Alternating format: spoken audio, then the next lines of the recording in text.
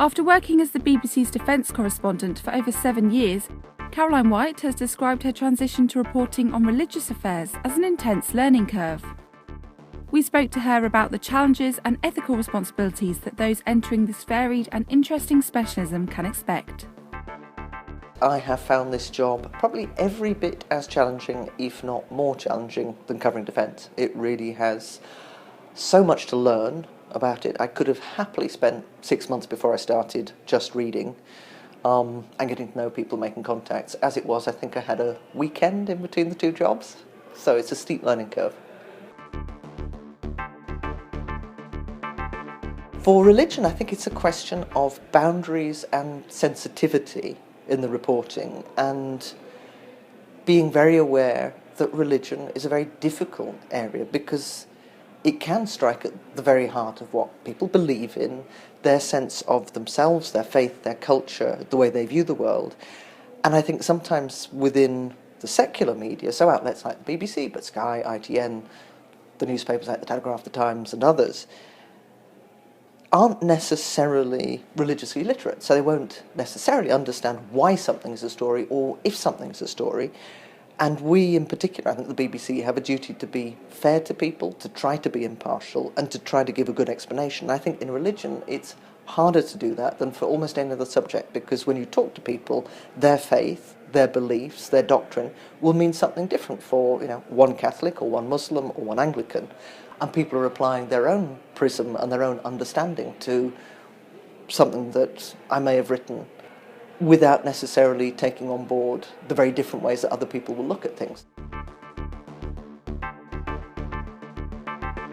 When you look at the things that are out there on social media, there's a lot of chatter and a lot of talk, and a lot of it is hate speech that is out there, especially when it comes after an atrocity like Paris or the Charlie Hebdo attacks.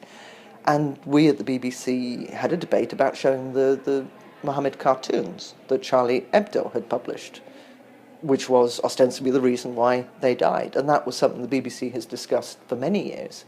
And those meetings were very heartfelt, looking at if we should do it, which was a change in policy, and if we did do it, how should we do it? And in the end, the decision was that we would show a very small portion of the editor who had just been killed in the Charlie Hebdo attacks holding up one of his front covers, but we wouldn't dwell on it because it is offensive to probably a majority of Muslims.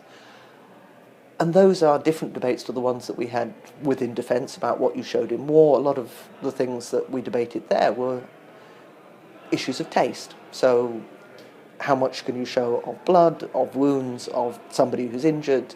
How much consent do you need to get? Whereas with religion, it's a whole different set of balances between rights and responsibilities. And just because someone says something doesn't necessarily mean that we should broadcast it if it comes close to hate speech. And I think within religion, or covering religion, that can be a particular issue and a particular problem because feelings run so high.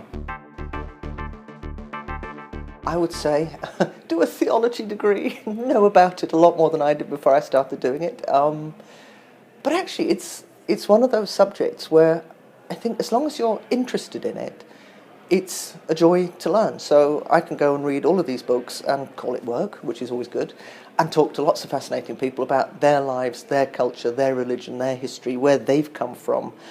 And I think at the moment in the UK, it's such a crucial subject that I suspect in years to come, people as journalists are going to be more interested in it because it is in the headlines again in a way that it wasn't maybe 20 or 30 years ago. So my advice would be, keep that interest, talk to as many people as possible, read as many books as possible, ideally do a theology degree as well as get a journalism qualification.